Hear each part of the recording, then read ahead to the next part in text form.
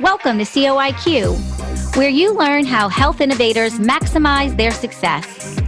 I'm your host, Dr. Roxy, founder of Legacy DNA and international best-selling author of How Health Innovators Maximize Market Success. Through candid conversations with health innovators, early adopters, and influencers, you'll learn how to bring your innovation from idea to startup to market domination. And now, let's jump into the latest episode of COIQ. Welcome back, COIQ listeners. On today's episode, I have Jorge Sanchez with me. He is the co-founder and chief medical officer for Sentinel. Welcome to the show. Thank you for having me here, Dr. Roxy. So, Jorge, before we get started into our interview questions, go ahead and give our listeners and viewers a little bit about your background and what you guys have been innovating lately. Great. I am internal medicine trained. I'm a doctor, actually a hospitalist. It's a doctor that specializes in being in the hospital. And I am co-founder, met Nirav Shah, our CEO, about 3 years ago. And we talking about remote patient monitoring and making it clinically feasible and actually change the outcomes in our patients. And the story he told me is he keeps seeing patients that were coming with blood pressure that was uncontrolled. They're coming with strokes. He discharged. They come back with worse strokes, and their blood pressure was still unmanaged. So we thought of this idea of remotely managing hypertensive patients to reduce their risk of stroke and heart attacks. And I initially didn't believe in it, and we did a study in our rehab facility, and the data was so compelling that I had to join him in this vision of delivering remote patient care. And then we said, hey, we got to do a company. And then the next question is like, how the heck we pay for it? And then I got introduced to the world of entrepreneurship, and it's been a wild ride since then. And here we are talking about remote patient monitoring in the COVID area, which has totally changed the landscape. Yeah, and we'll definitely dig into that today. So when did you start the company? 3 years ago? Yeah, late 2017. Okay. We did late 2017. And where are you in the innovation process now? So it's funny. Innovation is a word that's thrown around quite a lot. So for innovation for us is, it's either technology, a process, a new way of looking at things. And I think actually we know is that we definitely took a stand in innovating in processes and in technology. There's this concept of barriers to access to healthcare, and I think there's a new word, which is technological barriers to healthcare. And healthcare traditionally, technology is not really accepted with a warm, fuzzy feeling, because healthcare, the community as a whole, is very much into evidence-based and a traditional model of validating any products, any ideas, because we're applying this to human beings, and our oath is not to harm people. So before you have a product or process touch a patient, there has to be a very long period of validation and checks and balances to make sure that you're not harming anybody, and that you're also doing some good that's measurable and quantifiable.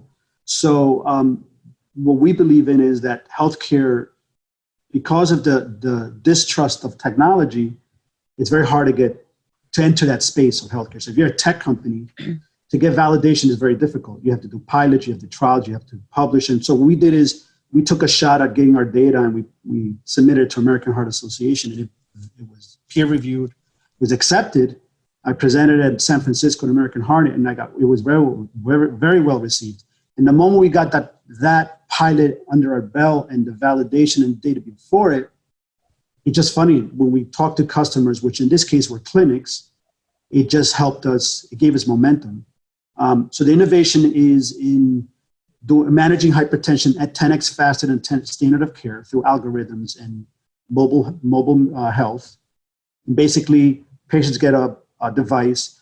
The device connects to our app, which is a mobile, either Android or iOS. The data goes to the cloud, and then what the unique thing is that we have algorithms and data analysis that isolates the patient, and then we have care team that we train to talk to the patients monthly to coach them, track them, and if there's any anomalous measurements, they actually get called real time. And by the way, this all happens real time. The data is not siloed. The data doesn't get put away.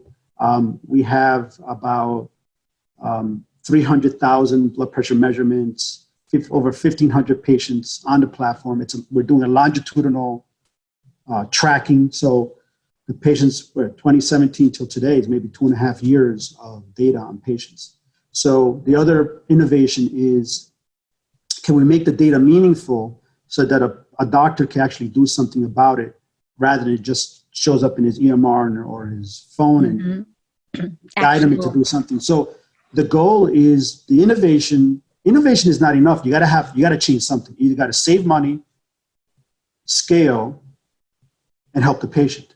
And we wanted to do is those three things. And what we've done is we just published, again, another study in the American Heart Association is going to be presented in September. And we've lowered the blood pressure, average blood pressure of our groups by about 4 millimeters of mercury. The classes of hypertension, very severe to mild, have shifted towards mild, which means that our patients are getting healthier from a blood pressure point of view. And then the innovation is that our care team, the challenge in healthcare is that one doctor, one provider, one patient. You got to kind of change that ratio, and we're trying to change that ratio where our care team can manage several hundred patients through the technology that we give them, through the platform, through the devices. So I want to go back to something that you said around the clinical validation and the piloting.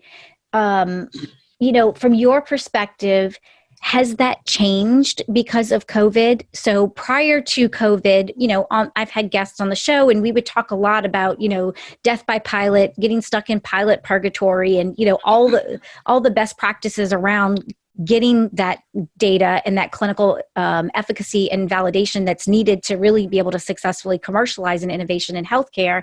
And then since COVID, where does that leave us with these pilots? Have they stopped? Are they are new pilots happening? Has that impacted that type of process for you? The answer is yes. It definitely has changed the way pilots roll out. But for us, it was an opportunity, right? Every obstacle is an opportunity to show how good you are. So what the challenge for us was that because we have to enroll patients in the pilot, we have to have someone in our team go in the clinic and give the patient the blood pressure cuff and the device and train them and educate them and show them the app. That takes time, and you have to do it in person. And because of COVID, these clinics are obviously afraid of having these strangers coming in and having a patient come in just for a device in an area where they're potentially exposed. So we had to solve that. And we did virtual onboarding. So we solved traditional onboarding and went to virtual onboarding where the cuff gets shipped to the patient. We call them virtually. We help them. We educate them on how to do the cuff, train them on the cuff use, download the app, enroll them in the app, give them all the permissions. All that has to be done virtually. So we had to solve a lot of inherent friction points where if someone isn't usually in front of you and grabs your cell phone and downloads something for you, like how do you do the same part of virtually? And our population is over 60. There's a cohort that technology has really not been very nice to them. So our chief technology officer is amazing. He's very forward thinking. He's made this stuff work for this population. It's not technically challenged. No one has designed workflows for them. Mm-hmm. So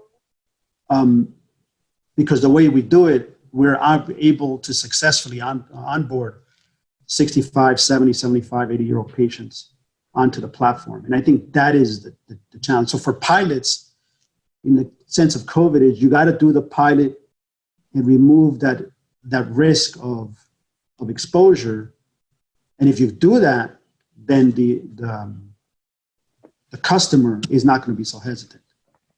So I think that's really important because I've talked to people that have actually put it on hold and are kind of waiting for, COVID to be done in order to kind of pick up maybe hopefully where they left off. And so, I don't think this is a term that I coined by any means, but I talk a lot about innovation being birthed in chaos, right? In these most crisis moments, we can see some of our biggest creativity. And so I would imagine that if you didn't have this limitation, you probably would have relied on the physical face-to-face model for a long time. Because of the crisis, your team got creative on how they could solve this, and it could ultimately end up providing a much better experience and much more scalable. Totally. And that's the beauty of this, is that where some people would have thrown their hands up, we really sat there, and our engineers and our CTO just sat there and they just buckled down and they solved it. And we're doing good. I mean, we're growing. Our growth hasn't been impeded by COVID. We had a pause, but it hasn't been impeded because of this virtual enrollment. And the other part is, you ask a point, when there's a crisis, or what I call hair on fire, if you have your hair on fire, if you're the guy bringing water, you're going to get attention. So it's also timing, because if we were too small and not had the money to be able to, or to learn, or the knowledge to be able to do this, and this happened, we would have been dead in the water. So we're a little bit further along. Yeah. The other part is that we realized the pain points and we solve the problems that when we talk to the customer, any objections they have, we're already kind of 2 steps ahead of them. That's a key part. Yeah. Yeah. I definitely think that, for all leaders, no matter what you're doing, our resilience is being tested in completely different ways than we have before. So, where are you today? What are some of the newest, latest, exciting things that are happening for your company today? And then I think I also, kind of want to, on top of that, has COVID not only not hindered you or, been an impediment, but has it also been an accelerator for you? That's interesting. COVID is just an opportunity for us, because remote patient monitoring existed before COVID. It wasn't really on the forefront of our customers, who are clinics and hospital systems. But when COVID came along, we threw this app into the wild, and the app got a lot of attention.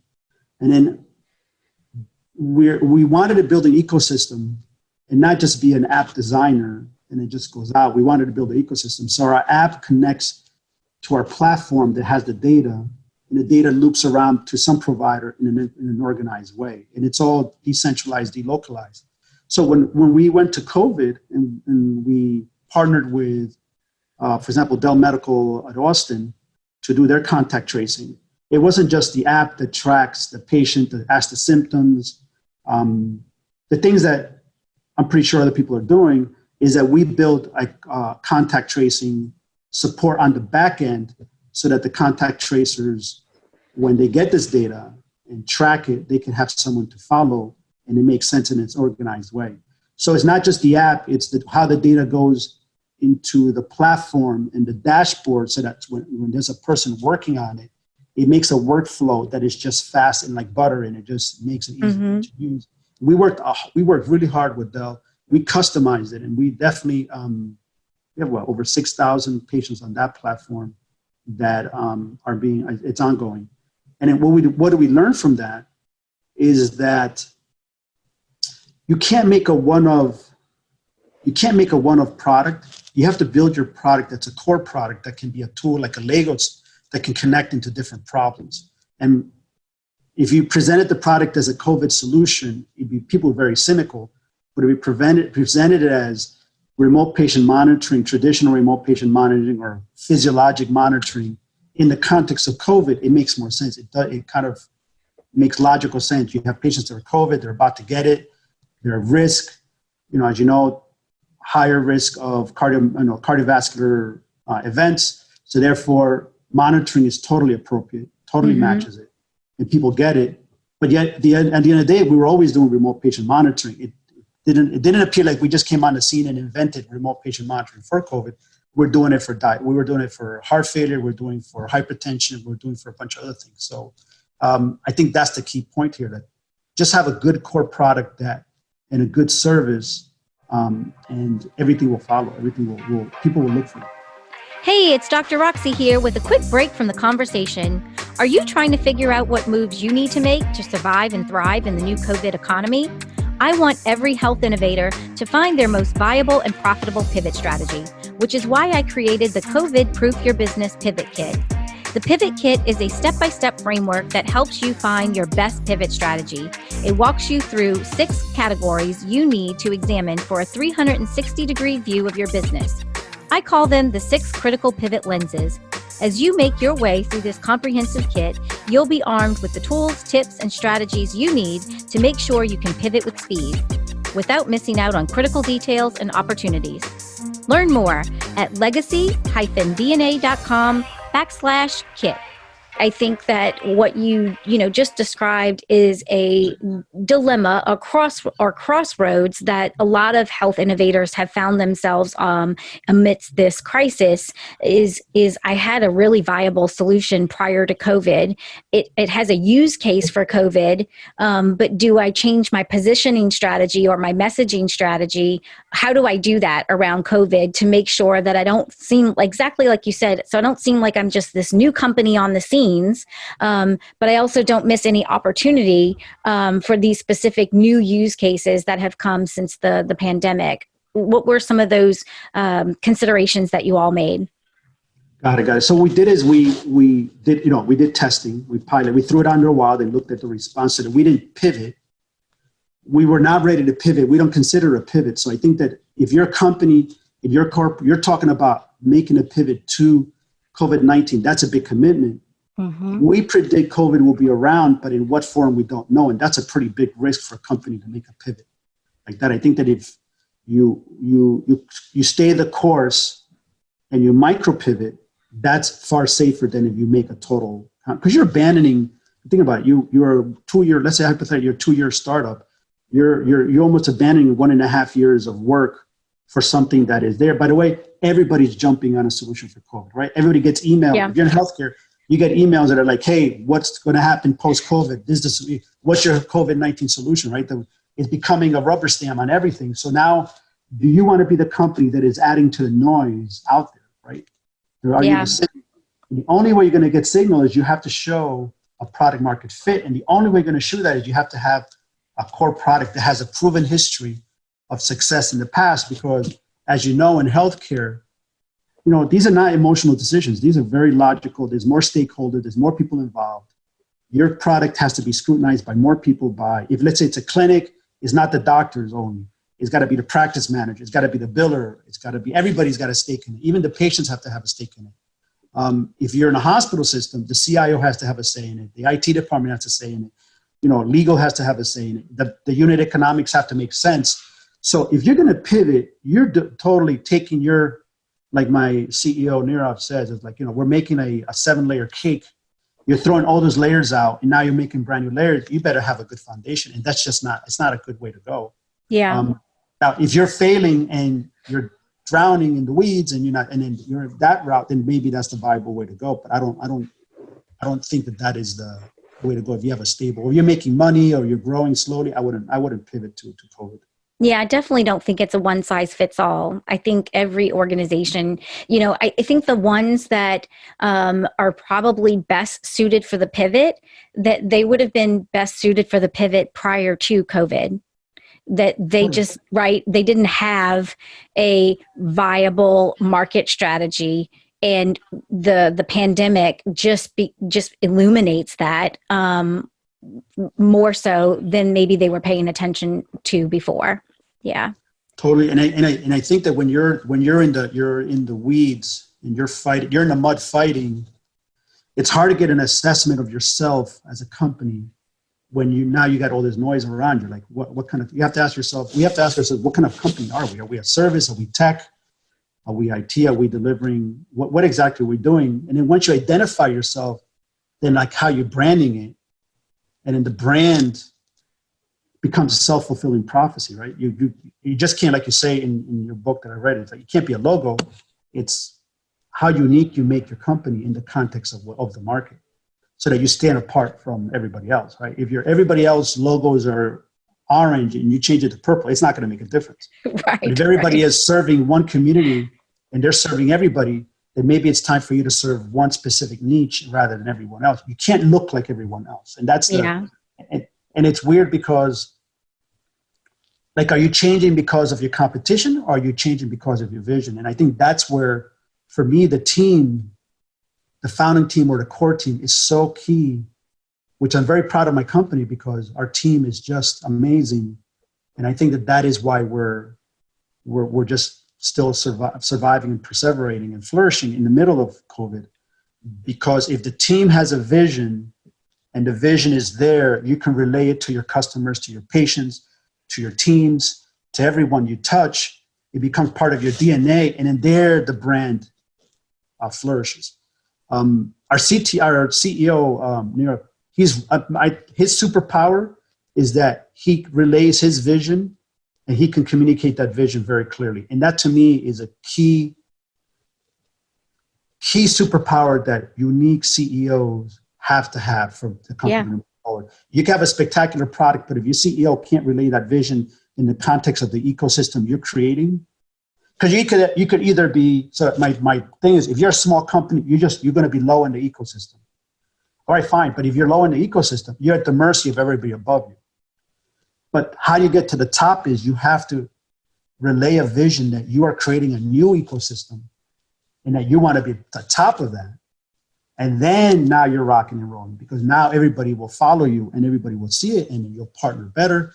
You have more alliances. People will see that they can interact with you better, benefit from you, which is what we're doing. We have partnerships with different companies, partnership with universities, doing research, all because our vision of our product, of our service, is that we're providing an end-to-end solution for remote patient monitoring that is not just focused on the service, it's focused on the technology, it's focused on the liquidity of data, it's focusing on the patient adherence, it's focusing on outcomes, it's focusing on agility, it's focusing on scalability and cost. When you put all those together, you better have a good story to do that. Otherwise, you're just going to fall flat on your face when you can't execute.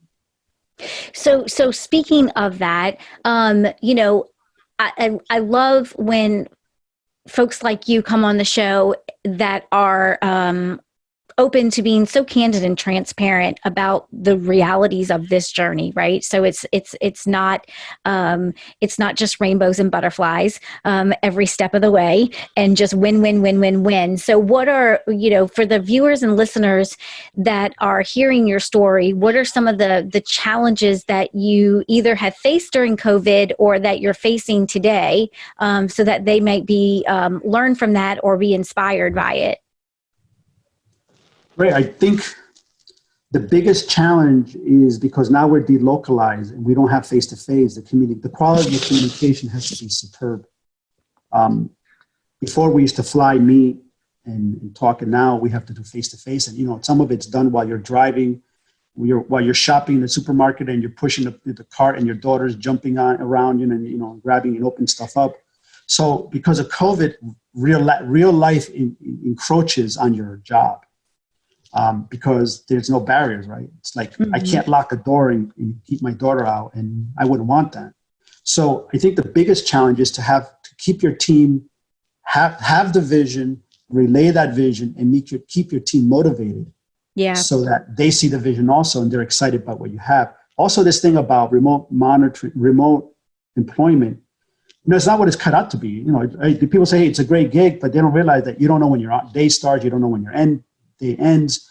There's a lot of gray area. The job satisfaction go down. You're in front of a computer. You're talking all day. You're more meetings. You just gotta relay that to your team, that remote work, you're not being measured by the hours that you put in, is by the quality of your work. So it's just a different metric and a different mindset. And I think that if you're not a company, if you're a company that in the COVID is you have a delocalized team, like I say, you have to talk to them differently. You have to motivate them differently. You have to talk to them more often. And at the end of the day, you got to refresh the vision, because you could feel like you're not. My company is over 50 people are working in our company. It's our headcount. If you're by yourself calling patients every day and you don't talk to anybody, you feel lonely. You feel like you're not part of a bigger team. Yeah. So the challenge is, how do you got to make your people feel like they're part of a very large idea, even though they're at home by themselves with nobody to talk to socially. And I think that is the key thing that we keep working at. Yeah, I think that there's so besides the additional resilience that's required, I think that there are different tools that have to be in the leadership toolbox in order to be an effective virtual leader, because it's not the same tool set. So can you think of any, just really tangible examples of how you are leading a virtual team differently than you maybe would have done in the face-to-face environment? Anything that's working well to kind of cultivate that relationship long distance? The definite button that or lever that we're pushing is we work the team.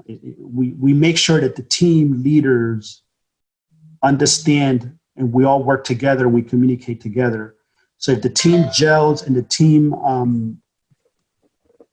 understands the problems and solve it, then I won't have to jump in and micromanage it or get involved. So I think the team, the cohesiveness of the team, the unity of the team, everybody marching shoulder to shoulder to the same goal is very key. And then everything else aligned with that. So when we get on phone calls, my focus with problems is not what the actual problem is I look around the virtual room, if you want to call it, and look at how my team is solving it. And then my focus is, hey, have you tried this or that to solve this problem? Not to, hey, I want you to call A, B, and C. I try not to do that, because then the person doesn't feel validated. They don't feel like they're part of the solution. And then the next time a similar problem comes up, they won't be able to solve it. It'll just be calling you again, emailing you again. Yeah. Yeah, definitely. That empowerment is really important. So as you think about your journey for the last 3 years, what decisions do you think that you all have made that have just been game changers for you to get you to the level of success that you're at today? Well, it's so weird. It's actually a lot of little decisions that back then didn't seem like little, and now it's like, wow, man, that was a good decision. Yeah. You know, and I tell my CEO, well, we were lucky. And he says, no, we weren't lucky. We just had enough data and we connected the dots the right way. And I think the decision that we have made is to opt for the vision and stick to our vision rather than let other people convince us otherwise. I've been kicked out of, I'm over in Miami. Me and Nirav, my CEO, when we first started, we were kicked out of cardiology. We were kicked out of rooms because they couldn't believe that stroke patients could use a phone app. We were convinced that doesn't make sense. It doesn't. Yeah. Older people do use the phones. They do it. The point is we stuck to it. And then some investors would tell us like, hey, you need to pivot to this. You need to pivot. This is what the market shows and this and that.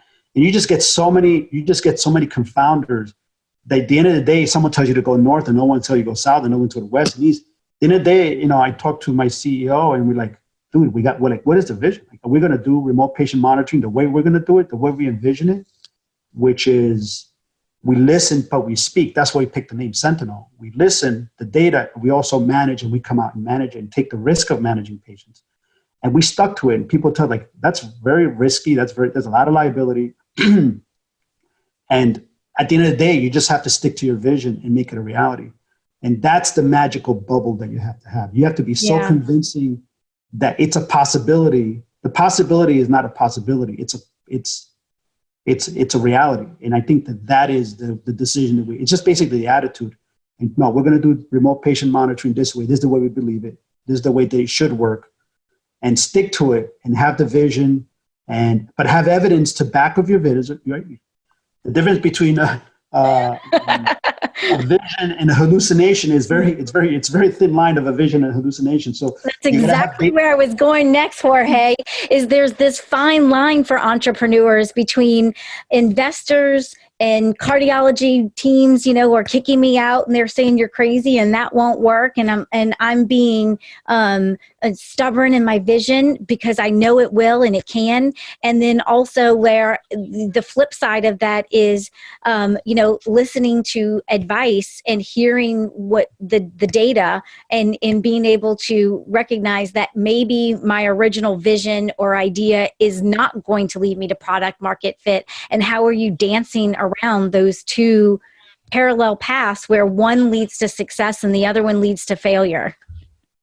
Totally. No, totally. I mean, we could have pivoted and I mean, we committed to small clinics, because they were the early adopters, and that helped us validate the idea. But the early adopters also wasn't financially viable for other reasons. So now the early adopters who validated us, now we allowed us to go to the middle adopters, and now we're approaching the late adopters. So you got to have data, and you got to look at it objectively and look at your company. And be ready. In a way, are you ready to kill your baby to make it fly, right? Like, this idea that you have, if you really believe in it, you have to be willing to take the risk and let it die so that you can validate it. Because if you don't have, and I've been to a lot of incubators, here's what I see a lot. I see people who are tech, they have an idea. It's a beautiful idea in their head. They have the technology. They're in love with the technology. Oh, I have this membrane that does magical properties. I have this device that does this. I have this app that does this in your face and this and that. Beautiful. But can you make that now in healthcare, in the context of healthcare, can you address an illness? Can you change the outcome of the illness? And can you lower the cost?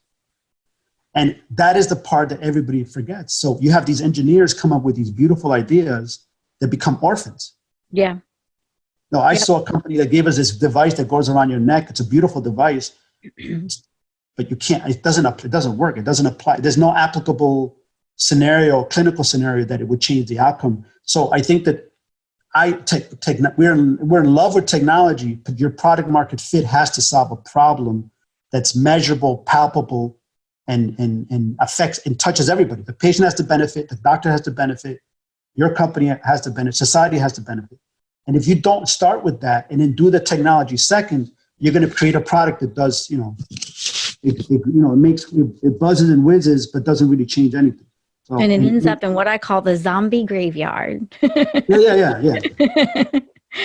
Yeah. Yeah, absolutely. So as we wrap up here, do you have any lessons learned that you would want to share with our viewers and listeners? Lessons learned. Number one, pilots. You shouldn't call them pilots. I think a pilot puts you in a position where you're doing work for free and your customer is not really convinced. We stopped doing pilots because we were getting stuck in the expectations were managed. So do a controlled rollout. So the idea is do a pilot with the condition that if the pilot succeeds and there's metrics, they're going to sign on the dot and you're going to grow into a customer. But if you do a pilot with unclear metrics, unclear goals, and they're not going to sign then that partner, that's not a pilot. It's not going to help you. You're going to waste money and resources, and you're going to have nothing to show for it. So that's number one. Number two is don't worry too much about branding at the beginning. The branding will come naturally if you make all the right decisions. If you reach the early adopters, they'll be your brand. They'll brand for you, because if you get the early adopters and you target for the early adopters and you make things easy for them and they sign up for you, now they become a case study that you can show the middle adopters and the late adopters. The late adopters are the guys who are not taking risks, right? It's like a bullfight. The early adopters are up in the stands. They want to see what they can do, and if they see it safe, they're going to go into the bull ring with you. The early adopters are the guys in the ring with you. They're taking the risk, but you're also taking risk, and you gotta mitigate that risk as best you can, because they know that they're taking risk and they know you're early adopter. So I think that if you take a strategy, early adopters, focus on them, you'll do much better and you'll survive along the way. And then on a day-to-day basis, being an entrepreneur is not what it's cut out to be. It's not as glamorous as people make. I talk to my team. I'm on the phone, hours a day, multiple. Some are 30 seconds, some are 45 minutes long. It can be very exhausting. There's a lot of failure. There's a lot of small failures that can make you very despondent. And I think that the only you can do is walk away with a sense that you learned something from that and change the attitude, change the way you see things, stay with your vision, communicate with your team. We have two mottos in my company. Is number one is we eat failure for breakfast, and the last one is I keep telling everybody is we're going to see America one patient at a time. Those are the mottos that we do. Wait. I think we've got some noise going on. I didn't get a chance to hear that. If you want to repeat that. Is that coming? Is that me or you? I think that's you. It stopped. So. All right. Do you want to repeat that? You eat failure. You eat failure for breakfast. So we have these sayings, and whenever we have something, Nirav always tells me, "Hey, we eat failure for breakfast." So by lunchtime, we just have to get over it and move on and have a plan. In the morning, we always talk about our failures and what happened, didn't happen. And then by lunchtime, I walk around the backyard and look at the sky, and I'm like, yeah, that's it. There's a mistake we made. We learned. Let's move on and let's get back on the horse and do it. Yeah. And then the other one is I say this to everybody, every customer, every patient, every doctor that I speak to is like, hey, we're saving America one patient at a time. Mm-hmm. You gotta have an end goal, and the goal is you gotta do something that is going to help society, and that you're doing something to help people. Change the world. Start with that. You're always going to feel good. If you start with I got to make money, you're not going to do good because your rewards are not going to match the work that you do. Yeah. Yep, absolutely. So thank you so much, Jorge, for joining me on the show today. How do our listeners and viewers get a hold of you if they want to follow up with you after? Great. My email is very easy. It's Sentinel. Actually, it's Jorge, Jorge, at sentinel.healthcare, sentinel.healthcare. Go to our website, and we're easy to find. Awesome. Thank you so much. Hey, much appreciated. Stay healthy. You have a good one. Great. Thank you so much for listening. I know you're busy working to bring your life-changing innovation to market, and I value your time and your attention. To save time and get the latest episodes on your mobile device automatically, subscribe to the show on your favorite podcast app like Apple Podcasts, Spotify, and Stitcher. Thank you for listening, and I appreciate everyone who's been sharing the show with friends and colleagues. See you on the next episode of COIQ.